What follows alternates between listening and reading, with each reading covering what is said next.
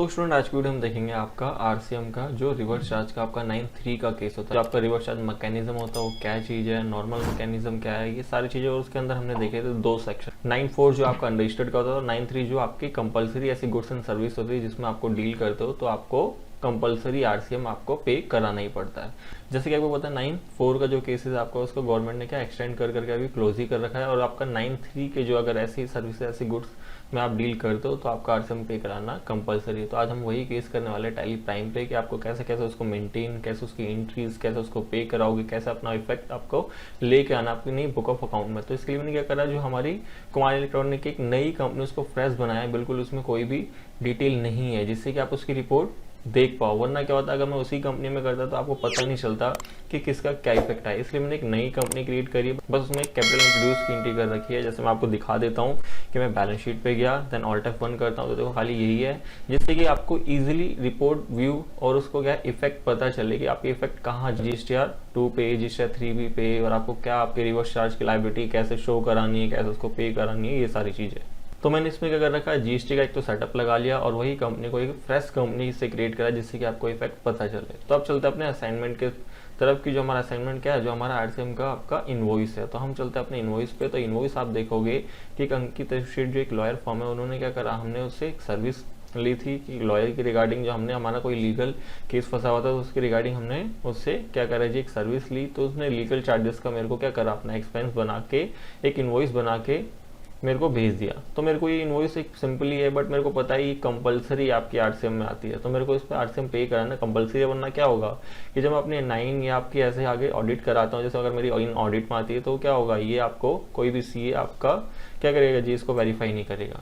तो इसलिए मेरे को क्या है, इस पे कराना कंपलसरी, जिससे क्या रहे कि आपका प्रॉपर अकाउंटिंग मेंटेन हो सके। तो हम चलते हैं अपने टैली पे। तो टैली पे मैं आपको दिखा दूं कि जो नॉर्मल जीएसटी का हमने सेटअप किया था उसमें हमें एक कॉन्फ़िगर और करना पड़ता है आरसीएम के केस में, क्योंकि मैंने देखो आपको जब कॉन्फ़िगर करे थे उसमें आरसीएम और एडवांस के केसेस के लिए दो कॉन्फ़िगरेशन दिखाई थी। तो हमें क्या करना होगा, F11 और आना होगा कहाँ पे, जीएसटी वाली कॉन्फ़िगरेशन पे। देन इसको यस रखा है तो एंटर करके आना है।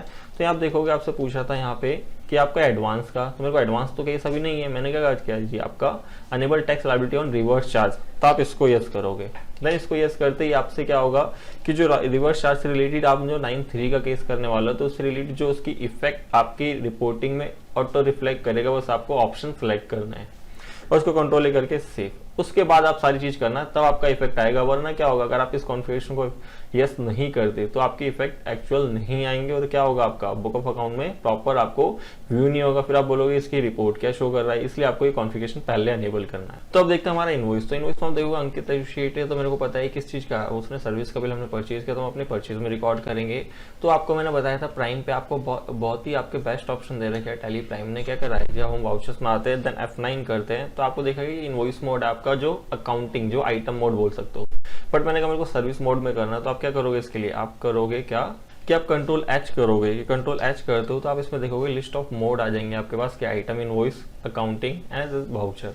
तो मैंने आपको बता रखे कि आइटम जो आपका कोई इनवॉइस, आपका किसका इनवॉइस रेज हो रहा हो, या आपने डेबिट क्रेडिट वाला, या अकाउंटिंग इनवॉइस मीन्स क्या है कि कोई आपका सर्विस का बिल हो, या आपका क्या है कोई एसेट्स का बिल आता है, तो आप इस मोड में, तो हम इसको एंटर करेंगे तो आपका सर्विस का मोड आ जाएगा। देन पार्टी, तो हम पार्टी के लिए यहाँ से हम सिलेक्ट कर लेते हैं इसकी सारी डिटेल कि यहाँ से हम पार्टी अंकित एसोसिएट, इसको कॉपी करते हैं। देन यहाँ के ऑल्ट सी आपको पता है क्रिएट करें, कंट्रोल-Alt-V, देन एंटर करके क्या sundry creditors. Then bill wise maintain रखना जिससे आपके बिल की डिटेल मेंटेन रहे। फिर यहाँ के इसका एड्रेस हम यहाँ से कॉपी कर लेंगे कि एड्रेस जो इनका प्रॉपर है मेंशन इनके इनवॉइस में, जिससे कि इनकी सारी डिटेल यहाँ फिल रहेगी। फिर इसको दोबारा जो इसकी पूरी डिटेल है इसको कॉपी, देन ये कंट्रोल-V करके पेस्ट, फिर एंटर करके दिल्ली आपको पता है। फिर जब आप यहाँ आओगे तो जीएसटी मैंने कहा इसको अनरजिस्टर्ड दिखाना है, देन एंटर करके इसको सेव। देन सेव करने का ये रिसिप्ट डिटेल पूछेगा, तो सर्विस में कोई ऐसी डिटेल होती नहीं है तो इसको सेव कर दोगे। फिर आपको दिख जाएगा कि आपका बिल फ्रॉम कौन कर रहा है, आपका शिफ्ट टू किसके पास है, तो हम सर्विस ले रहे हैं। देन कंट्रोल ले करके सेव। फिर यहाँ पूछेगा आपसे पर्टिकुलर में आपको लेजर बनेगा जो हमने सर्विस ली है। तो इन्होंने जैसे लीगल चार्जेस का बना के भेजा है, आप या लॉयर सर्विस का बना सकते हो, मैं यही बना रहा हूँ लीगल चार्जेस का। तो मैं Alt-C करके जो आपका लीगल चार्जेस है उसी का मैंने क्रिएट करा। देन यहाँ इसको किस में रखना है, अगर आप इसको इनडायरेक्ट एक्सपेंस में रख सकते हो या वरना इसको एज अ परचेज दिखा दो। अगर आप इनडायरेक्ट एक्सपेंस रखते हो तो आपको कंसिडर करना पड़ेगा as a profit and loss में कि आपको इनडायरेक्ट एक्सपेंस में ये सारी चीज़ आपकी क्या है एज ए इनपुट के लिए जो जाएगी आपकी। बट मैंने कहा जिसको मैं परचेज रख देता हूँ, जिससे क्या होगा आप रिटर्न फाइल करते टाइम जो आपकी परचेज की जो बेसिक वैल्यू वो कंसिडर करने में ईजी रहेगा। तो यहाँ पे क्या दिखाओगे आप, परचेज, तो परचेज अकाउंट देन एंटर करके इसको जीएसटी डिटेल यस करना बहुत कंपलसरी है। अगर इसको नहीं करोगे तो क्या होगा जी, आपका इसमें जो आपकी टैक्स से रिलेटेड इन्फॉर्मेशन सारी चीज फिल नहीं करेगा। तो आप इसको यस करोगे। देन यहाँ पे इसका सैक कोड, तो सैक कोड क्या होता है इसका 998211 जो इसका सर्विस कोड है। देन एंटर करके आपसे नॉन जीएसटी आपको पता ही नो रखना है। इसे नेचर ऑफ ट्रांजैक्शन आपको कुछ नहीं बताना, आप यहाँ पे खाली सिंपली नॉट अप्लीकेबल कर देना। जब हम आगे एक क्लासिफिकेशन पूछेगा तो हम वहां बताएंगे, तो हम इसको क्या करेंगे यहाँ टैक्सेबल। देन यहाँ पे आपसे पूछेगा रिवर्स चार्ज अप्लीकेबल, तो इसको जरूर यस करना है क्योंकि आपका 93 का कंपलसरी वाला, और कंपलसरी वाले में आपको ये यस करना जरूरी है। देन एंटर करके इसको कितना 18% सर्विस है, देन एंटर करके इसको सर्विस रख के सेव। देन सेव करते आपसे पूछेगा, तो मैंने कहा 20,000 की थी तो यहाँ मेंशन करोगे। देन यहाँ पे आपको जरूर बताना परचेज आपका जो टैक्सेबल जो आपका होता है किससे, अनरजिस्टर्ड डीलर से, तो यहाँ purchase from unregistered taxable. Then enter करके आप जैसे यहाँ पे अगर आप टैक्स लगाते भी हो तो आप क्या होगा टैक्स चार्ज नहीं करेगा क्योंकि आपको पता है टैली प्राइम को भी इस पर टैक्स चार्ज नहीं होगा, ये एज ए आरसीएम के अंदर है जो आपको पे करना है। तो आप यहाँ पे ऑल्ट सी करके अगर आप यहाँ बनाते हो इनपुट SGST @ 9% किसमें duty and taxes GST and state, then इसको 9 करके सेव कर दो। देन इसको सेव करोगे तो देखो आपका टैक्स यहाँ लगेगा नहीं, क्यों, क्योंकि इसको ही पता है कि टैली का आपका जो प्राइम है कि बोलेगा जी आपका रिवर्स चार्ज में तो इसको वैसे पे करना, तो इसको एंड ऑफ लिस्ट करके आप इसको सिंपली सेव कर दोगे इस इनवॉइस को। देन एंटर करके आप ये सेव करने का दी आपका इनवॉइस कंप्लीट। अब इसके अकॉर्डिंग देखते हैं इफेक्ट क्या है, कि हम चलते सबसे पहले इसको स्किप ना करके हम यहीं पे ऑल्ट जी का जो आपका बेस्ट ऑप्शन है ऑल्ट जी बैलेंस शीट आते हैं, तो बैलेंस शीट देखते हैं ऑल्ट F1, तो देखो परचेज आपकी जो रिकॉर्ड हो चुकी है बट उसके according duty and tax input नहीं आ रहा आपका, ठीक है। फिर मैंने यहीं पे ऑल्ट जी करा, मैंने कहा GSTR, हम क्या देखते हैं 2, तो यहाँ आप देखोगे ये इनवॉइस मैंने रिकॉर्ड करा बट इसमें क्या हो रहा है कि आपका ऐसे दिखा रहा है B2B अनअपलोडेड जीएसटी पोर्टल, देन इसमें इनपुट भी शो कर रहा है 3600 रुपए का, और यहाँ पे आपको ये भी दिखा रहा है रिवर्स चार्ज इनवर्ट सप्लाई जो 3600 रुपए की रिकॉर्ड हो चुकी है। जैसे इसको इंटर करोगे तो आपको बताएगा कि आपने क्या करा है कि आपने 99% जो टैक्स था वो था, टोटल लाइबिलिटी इतने की बनी, बट आपने क्या करा है इसको खाली अभी बुक कर रखा आपने एज ए परचेज में। इसकी एक लाइबिलिटी आपको सबसे पहले इंक्रीज करनी है, फिर आईटीसी में क्लेम करना है, जिससे क्या होगा ये दोनों मैच हो जाएंगे और जिससे कि आपका नील इफेक्ट। फिर ऐसे मैं आपको इसके 3B भी दिखाता हूँ कि ऑल्ट जी करके हम क्या GSTR 3B आते हैं। देन यहाँ देखोगे यहाँ पे भी इनपुट दिखा रहा है बट यहाँ पे क्या फिर यहाँ पे मेंशन कर रहा है, तो आपको क्या चीज़ है यहाँ पे इनपुट तो दिखाना चाहिए बट ये चीज़ क्लियर हो जानी चाहिए, ये चीज़ आपकी खत्म हो जानी है। क्यों, क्योंकि क्या है हमें इसको सबसे पहले पे कराना होगा, फिर उसके बाद इसको इनपुट में क्लेम करना होगा, तो यहाँ पे आपको शो नहीं करेगा। तो ये तो देख लिया हमने इसकी रिपोर्ट। अब बात आती है जिसको हमें एडजस्ट कैसे करना है, कैसे हम इसकी लाइबिलिटी में बनाएंगे, कैसे उसको हम पे करेंगे। किसमें क्या कुछ लोगों को लगता है कि हम एक एंट्री पास करें उसके थ्रू क्या होगा दोनों एडजस्टमेंट कंप्लीट हो जाएगी, बट इससे क्या होगा ना कि जैसे मान लो आप एक एंट्री से एडजस्टमेंट तो कर सकते हो जो कि आप सब लोग करते हैं, बट मैंने कहा मैं 2 एंट्री इसलिए कराता हूँ कि जब पहली वाली एंट्री से क्या होगा उसकी लाइबिलिटी हम इंक्रीज करके पे कराएंगे, देन उसके बाद हम उसको क्या करेंगे इनपुट में कन्वर्ट करेंगे। मैं इसलिए 2 एंट्री करता हूँ, बट लोग कहते हैं एक एंट्री में भी कंप्लीट हो सकता है, बट एक एंट्री में कंप्लीट तो हो सकता है, बट इसमें क्या होगा आपको मान लो इनकेस आपने कभी पे नहीं कराया इसे, जैसे पोर्टल में क्या होगा आपका जितना आईटीसी है उससे कभी पे नहीं होता, इसको आपको अलग से रिवर्स चार्ज पे करना पड़ता है और उसके बाद फिर इसको इनपुट में क्लेम करना पड़ता है। तो इसलिए मैं क्या करता हूँ उसमें 2 एंट्री करता हूँ कि सबसे फर्स्ट क्या कि अपनी लाइबिलिटी इंक्रीज करके उसको पे कराता हूँ एंड पे कराने के फिर उसको अपने इनपुट में कन्वर्ट करता हूँ। तो इस ये क्या रहेगा कि आपकी एक प्रॉपर अकाउंटिंग मेंटेन रहेगी। लोग क्या करते हैं एक ही एंट्रीज में क्या करते हैं एक ही जनरल एंट्रीज आए, आपके इनपुट वाले क्या करे डेबिट कर दिए और आउटपुट वाले क्रेडिट कर दिए, जिसका नील इफेक्ट हो जाता है। बट इससे क्या होगा बेनिफिट कुछ नहीं रहेगा, और आपको मान लो बेनिफिट है भी जैसे एक एंट्री से, बट उसमें क्या होगा कि आपको कंफ्यूजन क्रिएट कर सकता है कि आप मान लो उसको पे नहीं कराओगे और आपकी प्रॉपर अकाउंट फिर मेंटेन नहीं होंगे। तो इसलिए मैं क्या करता हूँ उसमें 2 एंट्रीज करता हूँ कि जिसमें क्या सबसे पहले अपनी जर्नल में जाके जो जिससे अपनी टैक्स लायबिलिटी इंक्रीज करूंगा, क्योंकि अब मैं बैलेंस शीट आपको दिखाता हूं तो आप देखोगे यहाँ पे अभी मेरी कोई लायबिलिटी नहीं है, क्योंकि आरसीएम की लायबिलिटी पहले हम पे करते हैं उसके बाद उसको इनपुट में आपका क्लेम करते हैं। तो हम चलते कहाँ पे अपने वाउचर्स पे, देन वाउचर्स पे आके F7 और यहाँ आके आपको ऑल्ट जे करना, ऑल्ट जे करके स्टैट्यूटरी एडजस्टमेंट होती है, तो यहाँ जीएसटी और यहाँ पे करना आपको इंक्रीज करनी है आपको टैक्स लायबिलिटी। देन एंटर करके आप दिखाओगे यहाँ पे क्या, purchase from under state dealer नहीं, ये 9(4) के लिए होता है, 9(3) के लिए purchase under reverse charge. Then enter कर दिया, आपसे पूछेगा यहाँ पे सारे हेड आपको दिखाएगा। तो यहाँ आपको क्या बनाना है, ऑल्ट सी करके बनाना है, tax paid on RCM। Then enter करके इसको रखेंगे हम किसमें, आपका करंट एसेट्स, क्योंकि हमें क्या आगे जाके ये क्लेम कर लेना। देन एंटर करके आपको कुछ नहीं करना, इसको एज ए आपको अनरजिस्टर्ड या अननोन करके सेव कर देना, जिससे कि आपको जीएसटी की डिटेल नहीं पूछे और आपकी जीएसटी की रिपोर्ट में मिसमैच क्रिएट ना करे। अब कितने का था आपका, तो आप देखोगे यहाँ पे जो आपका 20,000 पर 18% का आपका जो टैक्स होता है, तो कितना 3600 रुपये, तो 3600 का 1800 में हो गया, तो आप टोटल लिखोगे 3600 रुपये। देन एंटर करके आपसे क्रेडिट, तो क्रेडिट में जैसे इनपुट वाले सिलेक्ट नहीं करने, मैं अलग से क्या बना रहा हूँ, आउटपुट आपके CGST ब्रैकेट में RCM, जिससे मेरे को क्लासिफाइड रहेगा कि ये वाला RCM का आपकी लाइबिलिटी है। तो मैं ऑल्ट सी करता हूँ और यहाँ बनाता हूँ आउटपुट, जिससे मेरे को पता भी रहेगा आउटपुट मेरी CGST मीन्स लाइबिलिटी है और ब्रैकेट में कौन सी RCM की लाइबिलिटी है, जिसको मैं पे करा के खत्म करूंगा और पे कराने का फिर उसको इनपुट में कन्वर्ट करूंगा, तो उसमें इनपुट CGST लूंगा। ठीक है, कि जिससे सिंपली आपके बुक ऑफ अकाउंट में मेंटेन भी रहेगा और क्लियर भी रहेगा। मैंने कहा आपका आउटपुट CGST आपका ब्रैकेट में RCM, कि ये मेरी RCM की लाइबिलिटी है, और इसको मैंने कर दिया कि इसमें आपका ड्यूटी एंड टैक्सेस ही रखूंगा, GST एंड सेंट्रल जो नॉर्मल हम बनाते हैं। देन एंटर करके इसको सेव, मैंने कहा यहाँ पे 9% रख के कितनी वैल्यू थी आपकी 20,000। देन इस पर देखो टोटल आएगा, तो आपको यहाँ 1800 रुपये खुद मैनुअली लिखना है। फिर यहाँ आके ऑल्ट सी करके आउटपुट SGST ब्रैकेट में RCM ब्रैकेट, देन एंटर करके duty and taxes GST and state and save.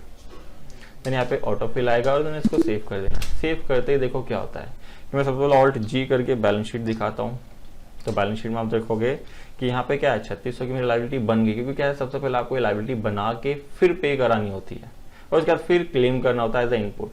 तो देखो ये चीज आ गई। फिर आप देखोगे टैक्स पेड ऑन RCM एक एसेट, क्योंकि क्या आपको बैलेंस रखनी है अपने अकाउंटिंग, एक लाइबिलिटी बढ़ रही है तो एक एसेट भी बढ़े, क्योंकि आगे जाके आपके लिए इनपुट है, इसलिए हम एक एसेट बढ़ाते हैं इसे। तो ये तो थी हमारी लाइबिलिटी बन गई। अब लाइबिलिटी बनने के बाद क्या करना है हमें, अब इसको सबसे पहले पे कराना है, क्योंकि क्या है आपको आपकी इनपुट में से कभी भी लाइबिलिटी एडजस्ट नहीं होती RCM की, आपको क्या करना होता है, इसको अलग से पे करना होता है। तो हम चलेंगे कहाँ पे, पेमेंट। तो पेमेंट के लिए आप क्या यूज कर सकते हो, यहाँ से आप स्केप कर दो, क्योंकि हम सीधा वाउचर्स पे ही है। ठीक है, तो मैं यहाँ पे इसको नो करके F5 करता हूँ, तो F5 पे आप आओगे तो आप देखोगे पेमेंट। तो हम पेमेंट आगे, पेमेंट में क्या करते हैं जी, हमें क्या यहाँ पे स्टैट्यूटरी पेमेंट है, तो हम यहाँ पे करेंगे कंट्रोल F। कंट्रोल F करेंगे तो यहाँ स्टैट्यूटरी आपकी पूछेगा, स्टेट पेमेंट है आपकी कि स्टैट्यूटरी वाली, देन यहाँ पूछेगा GST, देन यहाँ पूछेगा आपसे कौन सा है। तो मैंने कहा रिसिपिएंट लाइबिलिटी, क्योंकि रेगुलर जब आपका होता है जब आप रेगुलर इसको पे करो, मैंने कहा रिसिपिएंट लाइबिलिटी है। देन एंटर करके यहाँ पे मैंने पीरियड फ्रॉम, मैंने कहा कौन सा है जी, 1 अप्रैल से जो भी मंथ की होगी आपको वो सेलेक्ट कर लेना है। मैंने कहा 1 मई तक सेलेक्ट करा। देन एंटर करके मैंने कहा जी यहाँ से जो आप मेरा मंथ आ गया, उसके बाद फिर मैं बताऊंगा यहाँ पे पेमेंट करो, तो किसको आउटपुट CGST जो RCM के कितने 1800। देन फिर इसको डेबिट करके आउटपुट SGST 1800।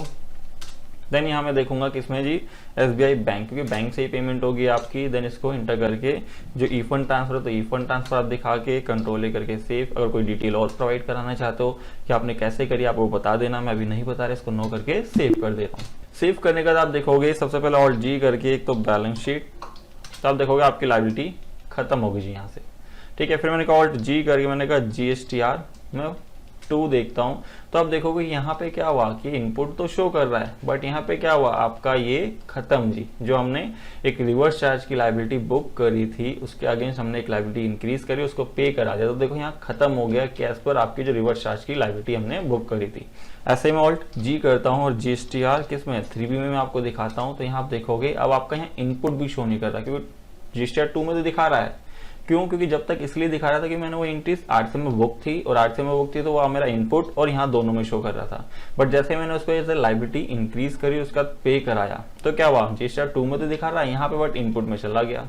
ठीक है, और यहाँ पे क्या आपकी RCM की लाइबिलिटी भी हट गई। तो आप देखोगे एलिजिबल आइटम में कुछ नहीं दिखा रहा, बट यहाँ पे आप देखोगे तो आपका 20 आपका जो 1000 है उस पर 3600 का ITC है रिवर्स चार्ज में। जैसे मैं आगे जाके अपनी जो एडजस्टमेंट करूंगा आप क्या कि जो मैंने टैक्स पे कराया उन RCM पे उसको आप क्लेम करूंगा एज ए इनपुट, तो मेरे क्या होगा जो यहाँ पे ITC वहाँ पे शो करने लगेगा, जिससे कि मैं आगे अपनी एडजस्टमेंट में उसको क्लेम कर सकता हूँ। तो इसलिए मैं क्या करूंगा, जाऊंगा कहाँ पे, यहाँ से स्केप, क्योंकि वाउचर पे हूँ F7 करूंगा, तो मैं यहाँ ऑल्ट J करूंगा। तो ऑल्ट जे करते देखो यहाँ स्टैट्यूटरी जो एडजस्टमेंट के लिए आ जाएगा तो जीएसटी, और यहाँ पे अब मेरे को करना है क्या कि यहाँ पे आप देखोगे इंक्रीज इनपुट टैक्स क्रेडिट, और यहाँ पे परचेज किसका करूंगा अंडर रिवर्स चार्ज, और यहाँ पे क्या सेलेक्ट करना है मेरे को, अब मेरे को सेलेक्ट करना है इनपुट सीजीएसटी 9%, कितना जी 20,000 पे था आपका, देन एंटर करके कितना जी आपका, तो यहाँ पे आएगा 1800 रुपये। देन फिर इसको डेबिट करना है क्योंकि अब मेरे को इनपुट में ही रखना है, यहाँ पे क्या करूँगा इनपुट एसजीएसटी 99 पे 1800 रुपये।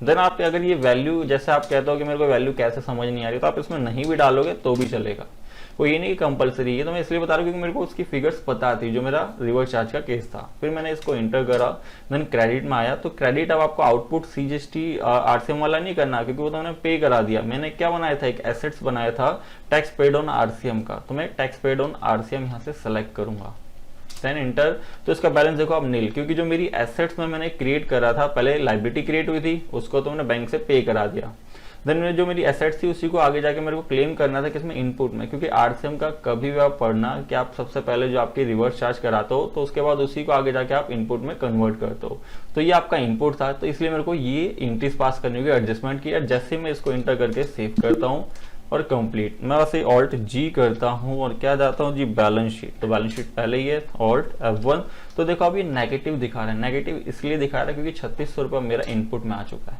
ठीक है, जो मेरा इनपुट था। कि मैं ऑल्ट जी करता हूँ और देखता हूँ जीएसटीआर अब 2, तो यहाँ पे देखो यहाँ तो इनपुट दिखाई रहा था, फिर मैंने कहा ऑल्ट जी करके जीएसटीआर किस में मैं जाता हूँ 3B, तो 3B में आप देखोगे आपके पास एलिजिबल आईटीसी में अगर आप टैली प्राइम से रिटर्न फाइल कर दो तो आपकी एक्चुअल रिटर्न जाएगी, वरना क्या होता है आपकी करेक्ट रिटर्न नहीं जाती अगर आप ये ऐसे मेंटेन नहीं करते।